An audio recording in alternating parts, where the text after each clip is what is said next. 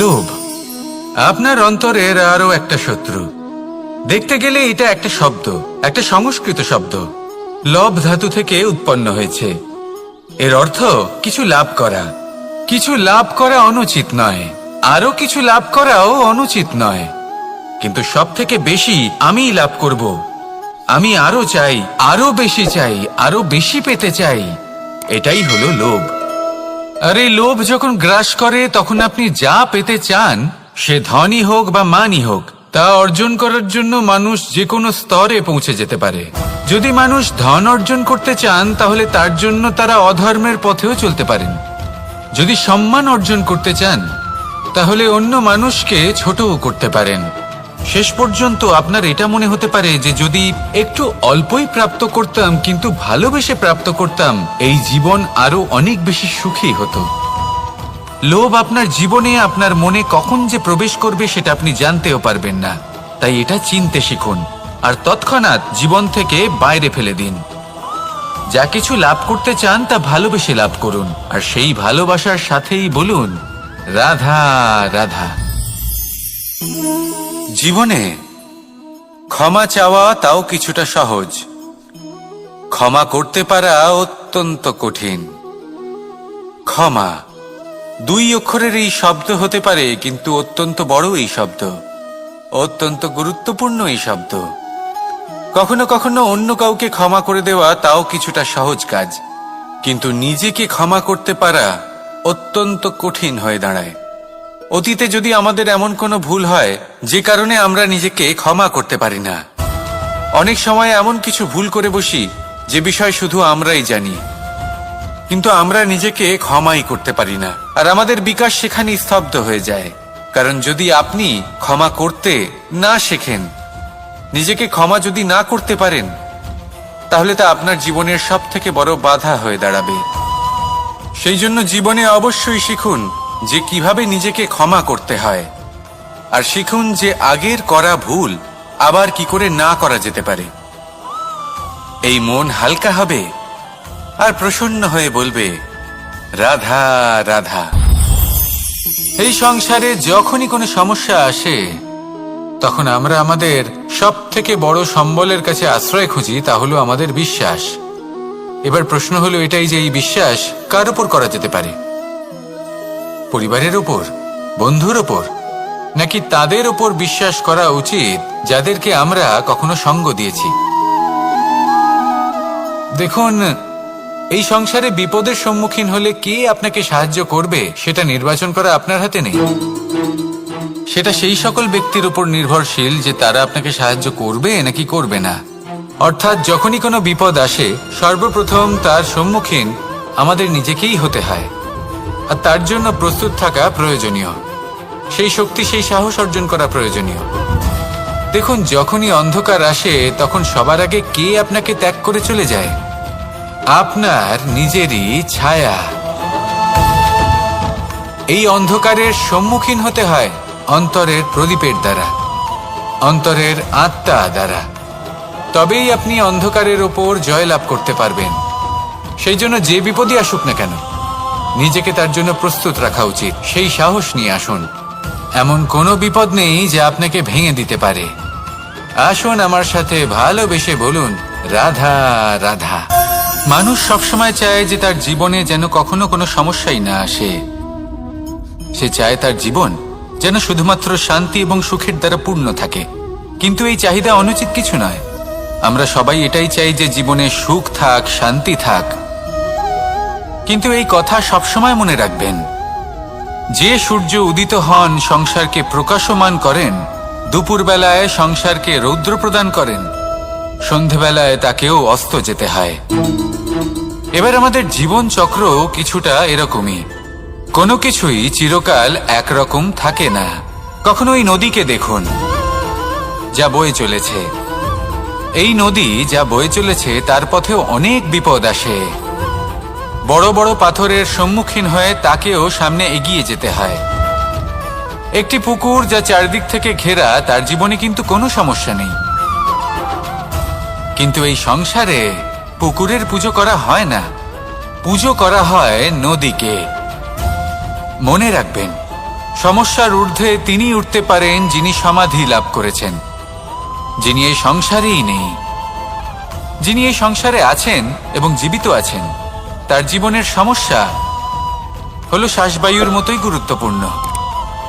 আসুন আমার সাথে ভালোবেসে বলুন, রাধা রাধা। আজ আমি আপনাকে একটা ছোট্ট কাহিনী শোনাবো। একবার আমি, রাধা আর দাদা, আমরা তিনজনে মিলে লুকিয়ে একটা উপবনে গেলাম আম পেড়ে খেতে। অনেক পরিশ্রম করে আমরা ওখানে পৌঁছলাম আর আমরা আশ্চর্যচকিত হয়ে গেলাম এটা দেখে যে এবার তো আম পাকেইনি।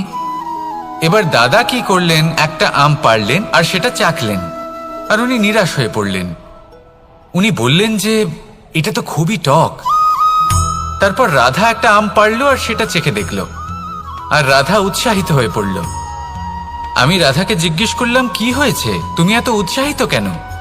তখন রাধা বলল যে এবার এত বেশি টক আম হয়েছে যে এগুলো দিয়ে আমরা আচার বানাবো। তাহলে দাদা ওখান থেকে বেরিয়ে গেলেন নিরাশ হয়ে এবং খালি হাতে। রাধাও ওখান থেকে বেরিয়ে গেল কিন্তু উৎসাহিত হয়ে, আর অনেকগুলো কাঁচা আম সাথে নিয়ে। এর থেকে আমরা কি শিক্ষা পেতে পারি? যে প্রত্যেকটা স্থানে এমন কিছু রয়েছে যেখান থেকে আমরা কিছু একটা শিক্ষা লাভ করতে পারি, যা আমাদেরকে বিকাশের পথে নিয়ে যেতে পারে। এই শিক্ষা প্রত্যেক স্থানে আছে। সবকিছু আমাদের দৃষ্টিভঙ্গির উপর নির্ভর করছে। যখনই আমাদের জীবনে, আমাদের সম্পর্কে কোনো সমস্যা, কোনো বিপদ আসে, তখন বেশিরভাগ মানুষ সেই বিষয় নিয়ে দুঃখী হয়ে পড়েন। আর কিছু মানুষ এমনও থাকেন যারা শেষ পর্যন্ত তার সমাধান করেন, বিপদকে পরাজিত করেন, সম্পর্কগুলিকে আবার জুড়ে দেন।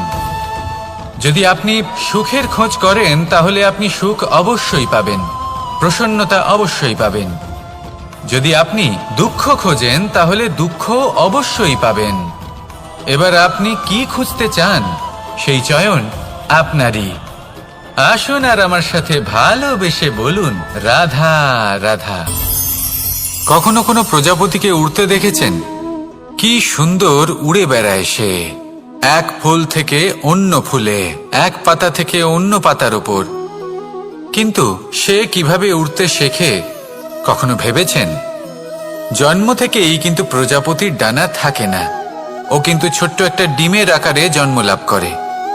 তারপর সেই ডিমটি ভেঙে একটি কীট বাইরে আসে। আস্তে আস্তে সে বড় হয়, ওর শক্তি বৃদ্ধি পায়। তারপর সে সেই কীট দশা ত্যাগ করে নিজের ডানাগুলি মেলে। এই প্রক্রিয়া তার কাছে সরল নয়, অত্যন্ত যন্ত্রণাদায়ক প্রক্রিয়া, কিন্তু সে সেই যন্ত্রণা মেনে নেয়। আর তারপর আস্তে আস্তে সে উড়তে শেখে। শুধুমাত্র আকাশে উড়ে বেড়ায় তা নয়, আমাদের মনের মাঝে উড়ে বেড়ায়। এবার এই ডিম থেকে প্রজাপতি হয়ে ওঠার যে যাত্রা, এটা যতটা কঠিন, ততটাই কঠিন হয় এই সংসারে শ্রেষ্ঠ কর্ম করা, ততটাই কঠিন হয় এই সংসারে মহান হয়ে ওঠা। সেই জন্য প্রয়োজনীয় প্রচেষ্টা এবং সময়। নিরন্তর প্রচেষ্টা করতে থাকুন, পর্যাপ্ত সময় নিন, এবং আপনি নিজেকে এই আকাশে উড়ন্ত অবস্থায় পাবেন। আসুন আমার সাথে ভালোবেসে বলুন, রাধা রাধা। রাধা রাধা। আপনারা হয়তো ভাবছেন, কি আশ্চর্য ব্যাপার, প্রত্যেকবার আমি কথা শেষ হওয়ার পরে রাধা রাধা বলি। এইবার আমি আগেই বলে দিলাম। কারণটা কি? কারণ হলো অত্যন্ত বিশেষ। প্রত্যেকবার কথা সমাপ্ত হবার পরে আপনাদের সবার মধ্যে ভালোবাসা বিতরণ করতে চাই, তাই রাধা রাধা বলি। কিন্তু এইবার এই নতুন এবং বিশেষ সূত্রপাতে প্রথমে প্রেম বিতরণ করা অত্যন্ত আবশ্যক। এবার একটা বিষয় আছে যা জানেন হয়তো সকলেই, কিন্তু বুঝতে খুব কম জন পারেন। এই প্রেম, এই আনন্দ, এই সকল কিছুর সূত্রপাত হয় নিঃস্বার্থ আবেগের দ্বারা। ঠিক যেমন একজন মাতাকেই দেখে নিন। যখনই একজন মাতা সন্তানকে জন্ম দেন, তখন এই সংসার ভুলে যায় যে তার জন্য এটা একটা নতুন জন্ম। কারণ একজন নারী তখন একজন মাতৃরূপে নতুন ভাবে জন্ম নেন। একজন নারী স্ত্রী ও গৃহবধূ রূপে কিছু অধিকার লাভ করে থাকেন, কিন্তু তিনি যখন মা হয়ে যান তখন তিনি শুধুই দান করতে শেখেন। নিজের সন্তানের জন্য কত কিছুই না করেন, তাকে বাৎসল্যের সাগরে ভাসিয়ে নিয়ে যান। এই সংসারে রাজকুমার জন্ম নিতেই পারেন, তাকে রাম এবং লক্ষণ কিন্তু মায়েরাই বানিয়ে তোলেন। একজন গোয়ালা জন্ম নেয়, তাকে দ্বারকাধীশ একজন মাই বানিয়ে তোলেন। পিতা হলেন সেই পর্বত যার একটা অংশ হলো তার সন্তান, কিন্তু মা হলেন সেই শিল্পী যিনি একটা পাথরকে খোদাই করে এমন এক মূর্তি গড়ে তোলেন যাকে সকলে পূজনীয় মনে করেন।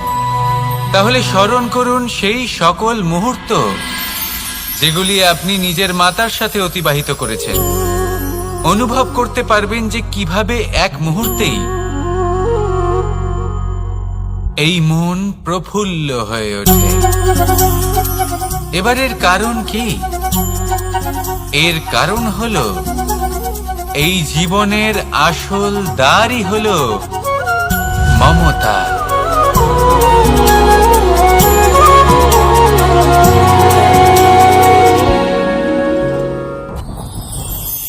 যত শক্তিশালী এই মন, তত শক্তিশালী এই শরীরও।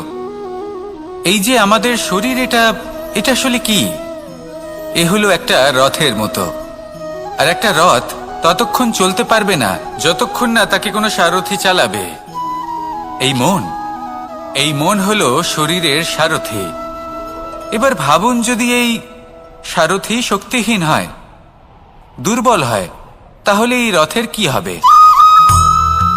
এটা উচিত পথে চলতে পারবে না, উচিত গতিতে চলতে পারবে না, মন মতো স্থানে এটা পৌঁছতেও পারবে না। সেই জন্য মনের শক্তি অত্যন্ত প্রয়োজনীয়। এবার মনের শক্তি আমরা কোথা থেকে লাভ করি? দৃঢ়তার শক্তি থেকে। এবার এই শক্তি আমরা কিভাবে বাড়াতে পারি? আমরা প্রতিদিন কিছু নতুন স্থির করি, কিছু ছোট কিছু বড়। আর যেই আমরা নতুন কিছু পূর্ণ করি, আমাদের মনের শক্তি বেড়ে যায়। আর যদি পূর্ণ না করতে পারি, মনের শক্তি কমে যায়। একটা দেওয়ালের মতো ছোট ছোট ছোট ছোট শিলা আমরা একটার পর একটা স্থাপন করে একটা দেওয়াল তৈরি করি। এতগুলো পাথর যখন একত্রিত হয়ে যায়, তখন এমন এক দেওয়াল তৈরি হয় যাকে ভাঙা প্রায় অসম্ভব হয়ে দাঁড়ায়। সেরকমই হয় মন এবং দৃঢ়তা। ছোট ছোট কাজ করে নিজের লক্ষ্য পূর্ণ করুন। এই লক্ষ্য যদি পূর্ণ হয়, তবে মনের শক্তি বাড়বে। কিছুটা এইভাবে যে যত বড়ই বিপদ আসুক না কেন, সেই বিপদ নিজে হার মেনে নেবে, কিন্তু আপনার মন ততটাই শক্তিশালী থাকবে। তাই মনের শক্তি বাড়াতে থাকুন, যাতে আপনি উচিত পথে চলতে পারেন, উচিত গতিতে চলেন আর মনোবাঞ্ছিত স্থানে পৌঁছতে পারেন। তবেই এই মন প্রসন্ন হয়ে বলবে, রাধা রাধা। আমি রাধাকে ভালোবাসি। আর এই কথাটা সমগ্র সংসার জানে। আর সময় অন্তরে লীলার দ্বারা, বিভিন্ন ঘটনা দ্বারা, কর্মের দ্বারা আমি নিজের এই ভালোবাসা রাধার সামনে প্রকাশ করি। এবার আপনি বলবেন, এসবের কি প্রয়োজন? রাধা কি এই কথা জানে না যে কৃষ্ণ তাকে কতটা ভালোবাসে? অবশ্যই জানে, কিন্তু এই যে ভালোবাসা, তা মনে রেখে দেওয়ার জন্য নয়, তা প্রকাশ করার জন্য। আর বারংবার এই ভালোবাসাকে প্রকাশ করা উচিত, উচিত সময় এবং উচিত সুযোগ দেখে। কিরকম? এবার যদি আপনি প্রেমীর সাথে কোনো উৎসবে থাকেন, তাহলে তার সাথে নৃত্য সঙ্গীত করুন। যদি ভিড়ের মাঝে থাকেন, তখন প্রেমীকে সম্মান করুন, একান্তে প্রসাধন করুন। দুঃখের সময় তার হাত ধরে থাকুন, সুখের সময় আলিঙ্গন করে রাখুন। এই প্রেম যত প্রকাশ করবেন, ততই এই প্রেমের বৃদ্ধি হবে। এই প্রেম আরো বেশি গভীর হবে, অটুট হবে। তাই এই প্রেমকে মনে নয়, আপনার জীবনে স্থান দিন। মন খুলে প্রকাশ করুন আর আমার সাথে ভালোবেসে বলুন, রাধা রাধা। মুঠো হাতের শক্তি বেশি, মুঠো খুললেই তা দুর্বল। তা এমন কি থাকা উচিত এই বন্ধ মুঠোয় যা লাখের সমান? মানসিকতা এবং স্বপ্ন। মানুষ জন্মগ্রহণ করে, তার মানসিকতা সময়ের সাথে উন্নত হয়, মানসিকতা অনুযায়ী সে স্বপ্ন দেখে, আর সেই স্বপ্ন সার্থক করতে সে পরিশ্রম করতে থাকে। কিন্তু খুব গুরুত্বপূর্ণ একটা কথা আছে যা আপনার মনে রাখা উচিত। আপনার এই মানসিকতা, আপনার এই স্বপ্ন, তা যেন আপনার নিয়ন্ত্রণে থাকে। আপনার বন্ধ মুঠোয় যেন এর লাগাম থাকে, আপনি যেন এর প্রভু হন। যদি তা হয় তবেই আপনি লাভবান হবেন। যদি এরা আপনাকে নিয়ন্ত্রণ করতে থাকে, যদি আপনার মুঠো খুলে যায়, না পথ আপনার নিয়ন্ত্রণে থাকবে, না মানসিকতা থাকবে, না স্বপ্ন নিয়ন্ত্রণে থাকবে। আর যদি তাই হয় তাহলে আপনি আপনার ভবিষ্যৎ নষ্ট করে ফেলবেন। তাই নিয়ন্ত্রণ করতে শিখুন নিজের বিচার বুদ্ধি, নিজের মানসিকতা, নিজের স্বপ্নকে। নিজের এই স্বপ্ন পূরণ করুন আর আমার সাথে ভালোবেসে বলুন, রাধা রাধা। আমার কাছে যশোদা মা যেমন, আমার কাছে দেবকী মা যেমন, আমার কাছে ঠিক তেমনই হলেন গোমাতা। এবার ভেবে দেখার বিষয় হলো এটা যে এই সংসারে অসংখ্য প্রাণী আছে, একজন গাইকে একজন মায়ের মর্যাদা কেন দেওয়া হয়? তাহলে এর অনেকগুলো কারণ আছে। এই গাই অর্থাৎ গোমাতা, এনারা হলেন অত্যন্ত শান্ত, শান্তি প্রিয়, কখনো কারোর কোনো ক্ষতি করতেই পারেন না। গোমাতা যে দুধ নিজের বাছুরকে পান করান, সেই দুধই আমাদেরও দেন। সেই দুধ পান করে আমরা শক্তি লাভ করি। এই দুধ থেকে আমরা মাখন, ঘি, পায়েস, এইসব সুস্বাদু খাবার লাভ করি। গোমাতার গোবর আমাদের জ্বালানি হিসেবে সাহায্য করে, যার ফলে খুব কম সংখ্যক কাঠ ব্যবহার করা যায় এবং বেশিরভাগ জঙ্গল সুরক্ষিত থাকে। গোমাতার গোমূত্র, সেটাও আমাদের কাছে লাভজনক। এর দ্বারা আমরা অনেক রোগ থেকে মুক্তি লাভ করতে পারি। গোমাতা যখন একটি বাছুরকে জন্ম দেন, তখন সেই বড় হয়ে আমাদের ক্ষেত কর্ষণ করে। সেই জন্য গাইকেও জীবনে মায়ের মর্যাদা দেবেন। যতটা সম্ভব তাকে সেবা করুন এবং ভালোবেসে তাকে পালন করুন। এই মন নিজে থেকেই প্রসন্ন হয়ে বলবে, রাধা রাধা। চলতে থাকা, থেমে যাওয়া, বিশ্রাম নেওয়া, তারপর দম নিয়ে পুনরায় দাঁড়িয়ে পড়া, আর তারপর আবার সেই পথ চলা। এটা জীবনের অভিন্ন এক অঙ্গ, এটার থেকে আপনি পালাতে পারবেন না। কিন্তু এই অঙ্গকে আপনি নিজের জীবনে কিভাবে প্রয়োগ করবেন, কিভাবে তাকে কাজে লাগাবেন, সেই সিদ্ধান্ত আপনাকে নিতে হবে। যারা হেরে যান তারাও জীবনে থমকে যান, আবার যারা জেতেন তারাও দাঁড়িয়ে পড়েন। যারা হেরে যান তারা হাঁপিয়ে দাঁড়িয়ে পড়েন, যারা জিতে যান তারা দাঁড়িয়ে পড়েন সেই সর্বোচ্চ স্তরে পৌঁছে গিয়ে। এবার দাঁড়াতে তো আপনাকে হবেই, তা হতেই হবে। কিন্তু কখন, কিভাবে দাঁড়াবেন, ক্লান্ত হয়ে নাকি সর্বোচ্চ স্তরে পৌঁছে গিয়ে, সেই সিদ্ধান্ত আপনার। অবশ্যই দাঁড়িয়ে পড়ুন, কিন্তু ক্লান্ত হয়ে নয়, কারণ আপনাকে পুনরায় দাঁড়িয়ে পড়তে হবে, পুনরায় যাত্রাপথে এগোতে হবে এবং সর্বোচ্চ স্তরে পৌঁছতেই হবে। রাধা রাধা। স্বপ্ন, আমরা জীবনে স্বপ্ন দেখতে থাকি, সেটা পূরণ করার পূর্ণ প্রয়াস করে থাকি। কিন্তু এই স্বপ্ন পূরণ না হওয়ার পরিস্থিতিতে আমরা ভেঙে পড়ি, ছিন্ন বিচ্ছিন্ন হই, আর তারপর এই বোঝা আমরা আগামী প্রজন্মের ওপর রীতিমতো চাপিয়ে দিই। আমরা এটাই মনে করি যে আমরা যেটা হতে পারিনি সেটা আমাদের সন্তান অবশ্যই হবে। আমরা যা কখনো পাইনি আমাদের সন্তান অবশ্যই তা পাবে। এটা যে অনুচিত সেটা আমরা ভাবি না, কিন্তু এটা ভুল, আর এই ভুল আমরা সকলেই করে থাকি। সন্তান প্রকৃতি আর পরমাত্মার আশীর্বাদ।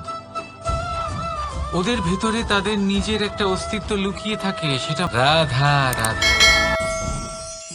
এই পুকুর দেখছেন আপনি, পুকুরের জল কখনো প্রবাহিত হয় না, একই স্থানে জমে থাকে। আর সেই কারণে কিছুদিন পর ময়লা হতে শুরু করে। কিন্তু তাও আমরা একে ত্যাগ করি না, আমরা তবুও একে পুজো করি। শুধুমাত্র এই কারণে নয় যে অতীতে সে আমাদের তৃষ্ণা মিটিয়েছে, কিন্তু এই কারণেও যে যদিও বা সে ভবিষ্যতে আমাদের তৃষ্ণা না মেটায়, কিন্তু প্রয়োজন হলে আগুন অবশ্যই নেভাতে পারে। ঠিক সেই রকমই হয় আমাদের সম্পর্ক, যা আমরা বহু বছর পরিশ্রম করে তৈরি করি, যে দরকার পড়লে আমাদের সহায়ক হয় কোনো না কোনোভাবে। সেই জন্য সম্মান করতে শিখুন এই সম্পর্কগুলিকে, শিখুন এই সম্পর্কগুলিকে অটুট রাখতে। কথায় কথায় এই সম্পর্কগুলিকে ভেঙে দিতে শিখবেন না। রাধা রাধা। বিষ, এই শব্দটা শুনলেই মনে অনেক কল্পনা জন্ম নেয়। কল্পনা অসহ্যকর তিক্ততার, কল্পনা অত্যন্ত বেদনাদায়ক মৃত্যু। এবার যদি আপনাকে জিজ্ঞেস করা হয় যে সবচেয়ে বিষাক্ত বিষ কোনটা, তাহলে আপনি কি বলবেন? কেউ বলবে সর্পের বিষ, কেউ বলবে কাঁকড়া বিছের, কেউ বলবে কালকিউটের বিষ। কিন্তু না, এই সমস্ত রকম বিষ সেই বিষের সামনে টিকতে পারবে না যাকে আমরা বলে থাকি কানের মধ্যে ঢালা বিষ। শুনতে অত্যন্ত মিষ্টি, কিন্তু তিক্ততায় অত্যন্ত বিষাক্ত। পেটের মধ্যে যাওয়া এই বিষ শুধুমাত্র একটি মানুষের মৃত্যুর কারণ হয়, কেবল একটি। কিন্তু কানের মধ্যে ঢালা এই বিষ একাধিক সম্পর্কের নাশ করতে পারে। আর এটাতে সেই ব্যক্তির ভুল নেই যে আপনার কানে বিষ ভরেছে, আপনি তাকে দোষ দিতে পারেন না। এখানে দোষ আপনার নিজের, যে এই বিষকে আপনি নিজের উপরে প্রভাব ফেলতে দিয়েছেন, এই বিষকে সুযোগ দিয়েছেন আপনার ক্ষতি করতে। এটা আপনার ভুল। সেই জন্য কুমন্ত্রণায় কখনো কান দেবেন না। আপনার মনে ভালোবাসার দৃঢ়তা জাগিয়ে তুলুন আর নষ্ট করে দিন এই সংসারের সমস্ত বিষের প্রভাবকে। রাধা রাধা। জীবন, আমাদের এই জীবন, সুখ আর দুঃখ, এই দুইয়ের মিশ্রণ। এদের সংমিশ্রণই জীবনের ভারসাম্য বজায় রাখে। এখন এই সুখ, সুখ এমন এক বস্তু যাকে সবাই খুঁজে চলেছে। দুঃখ এমন এক অনুভূতি যা সবার কাছে আছে। আমাদের প্রত্যেকের জীবনে সুখ আর দুঃখ আসতে থাকবে আর যেতেও থাকবে, এটা অবশ্যই জীবনে থাকবে। কিন্তু সফলতা, এটা সবার জীবনে আসে না। কেন? কারণ এই সফলতা সুখ আর দুঃখের দ্বারা প্রাপ্ত হয় না। সফলতা প্রাপ্ত হয় নিজের উপরে বিশ্বাস করতে থাকলে। আকাশের ওই সূর্যকে দেখুন, সূর্যের বিশ্বাস আছে নিজের উপর যে সে সমস্ত জগৎকে আলোকিত করতে পারবে, নিজের প্রথম রশ্মি দিয়ে অন্ধকারকে দূর করতে পারবে। সূর্য এই বিশ্বাস নিয়েই আসে, আর কিছুক্ষণের মধ্যেই সমস্ত সংসার থেকে অন্ধকারকে বিনাশ করে ফেলে সে। তাহলে মনে রাখবেন, এই সুখের আভাস, এই দুঃখের অনুভূতি আসতেও থাকবে আর যেতেও থাকবে। শুধু নিজের উপরে বিশ্বাস রাখুন, তারপর দেখবেন এই সফলতা আপনার দাস হয়ে থাকবে। রাধা রাধা। চাঁদ কত শ্রেয়, শুভ্র, কত সুন্দর। কিন্তু যদি আপনি মনোযোগ সহকারে দেখেন তাহলে দেখবেন এই চাঁদেও দাগ আছে। আর এই দাগগুলি থাকার কারণে কি এই চাঁদের মাহাত্ম্য কখনো কমে যায়? কখনো নয়। এর কারণ হলো চাঁদের নিরন্তর চেষ্টা। একবার এই আকাশে দেখুন, এই অন্ধকার সবসময় চেষ্টা করে চাঁদকে ঢেকে দেওয়া, কিন্তু এই চাঁদ সবসময় এই অন্ধকারের সাথে লড়াই করতে থাকে। অমাবস্যা থেকে শুরু করে চাঁদের এই যাত্রা পূর্ণিমা অবধি পৌঁছেই যায়। আর তাই এই চাঁদের পুজো করা হয়, এই কারণে এই চাঁদকে মাহাত্ম্য দেওয়া হয়। এইভাবেই যদি আপনার মধ্যে কোনো দোষ থাকে, কোনো খারাপ কিছু থাকে, তাহলে সেটা কোনো বড় ব্যাপার নয়। চেষ্টা করুন সেটাকে শুধরে নেওয়ার, কিন্তু সেই কারণে নিজেকে খারাপ মনে করা এটা অনুচিত। নিজের ভুলগুলো, নিজের দোষগুলো, নিজের খারাপ দিকের কথা ভুলে আপনি এই সংসারের ভালোর দিকে প্রস্থান করেই দেখুন না। আপনি দেখবেন আপনার অন্তরের তেজ ঠিকরে বেরোচ্ছে। রাধা রাধা। এই পিঁপড়েদের দেখছেন আপনি? সবাই একই রকমের। এদের মধ্যে তফাৎ খুঁজে বার করা অসম্ভব। মনে হয় যেন ওদের আলাদা আলাদা অস্তিত্বই নেই। কিন্তু যদি আপনি মন দিয়ে দেখেন, তাহলে দেখবেন প্রতিটা পিঁপড়ের আলাদা কাজ নির্ধারিত, তাদের আলাদা অস্তিত্ব আছে।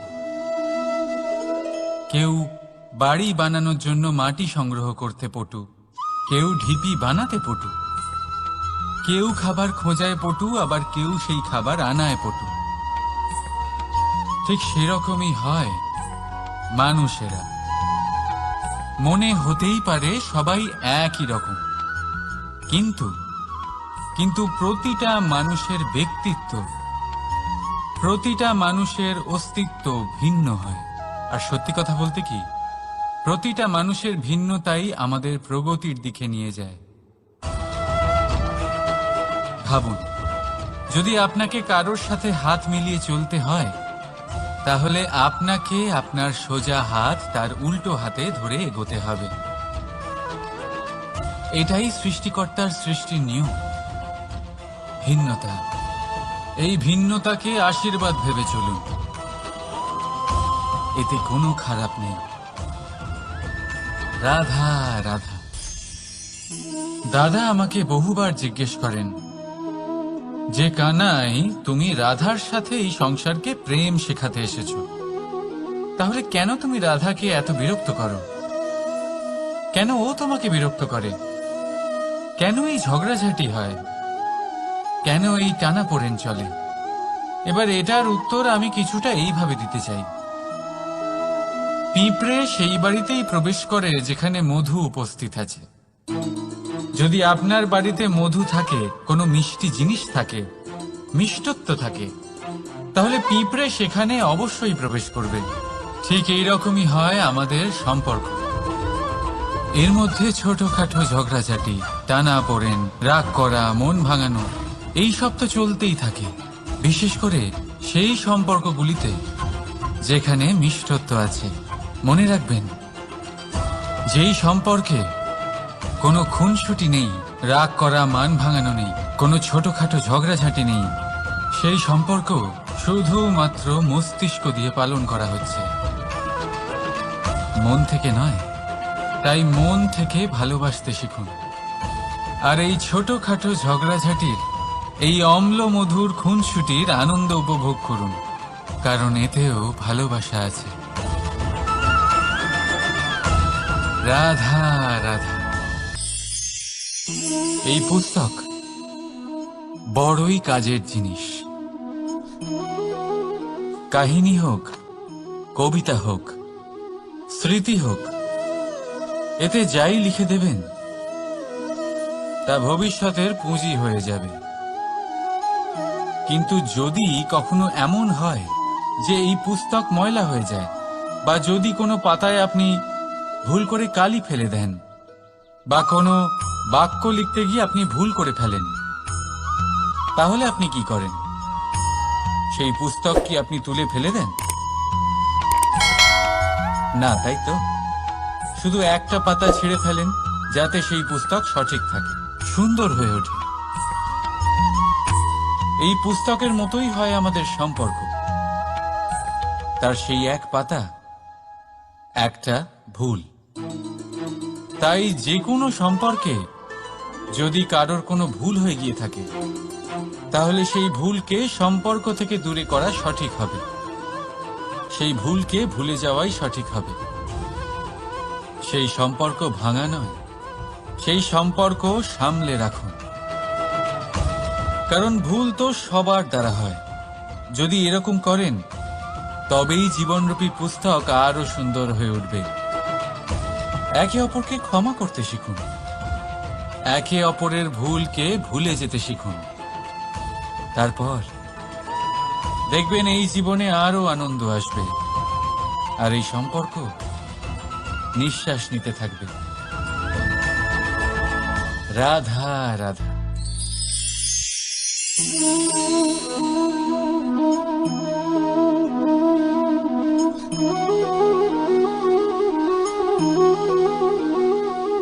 আমার এই ছায়া দেখতে পাচ্ছেন আপনি?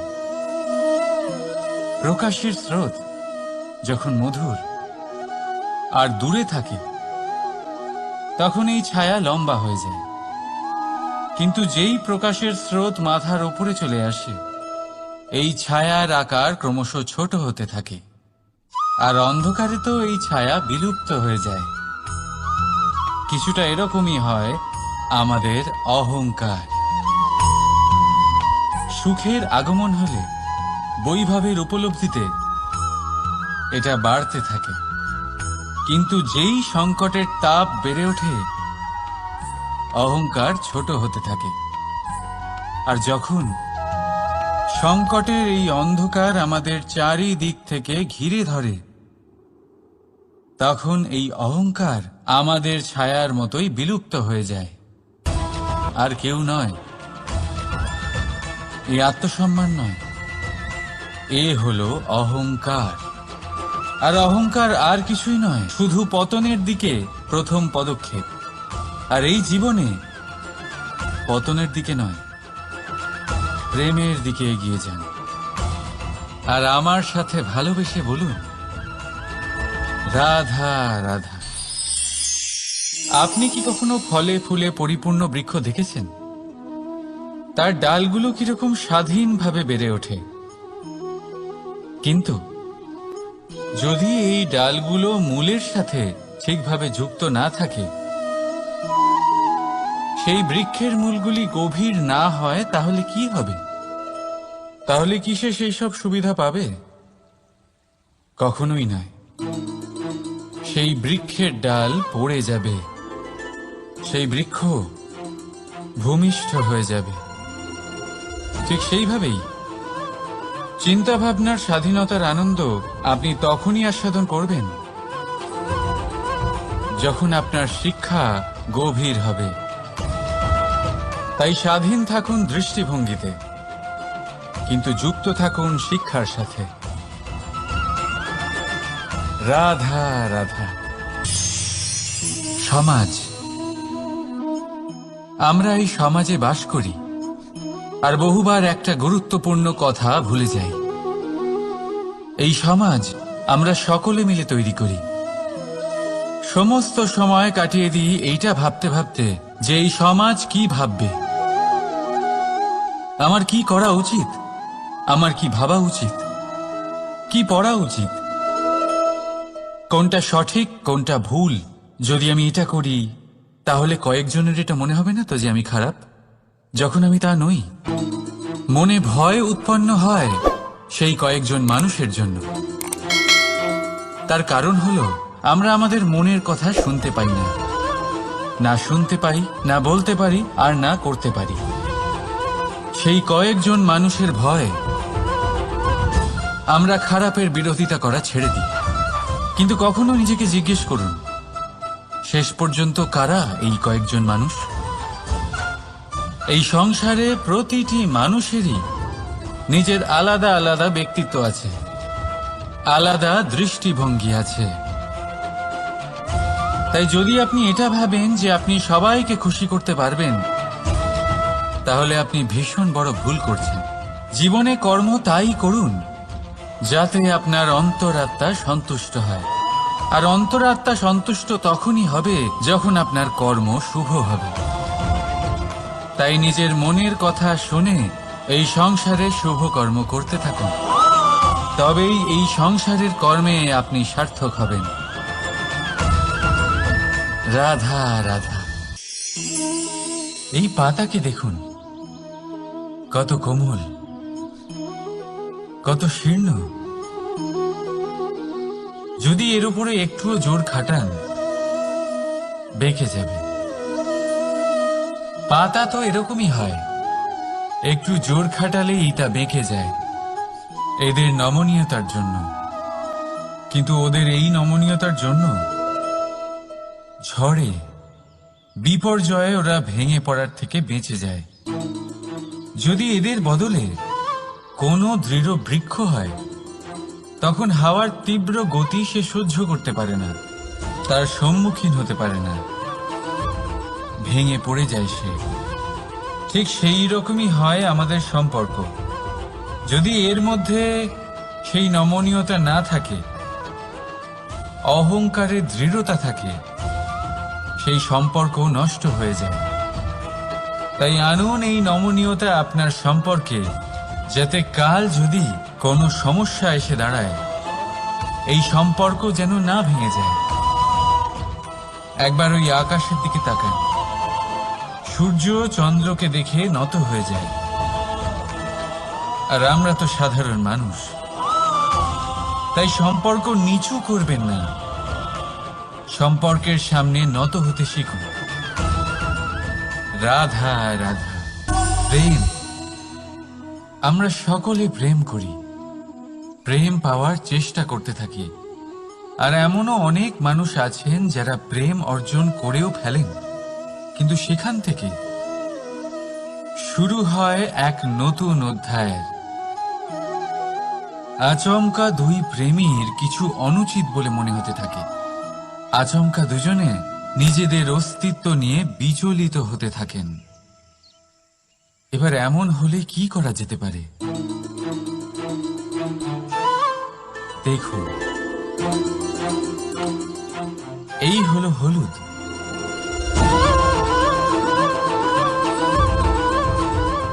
আর এই হলো চুন।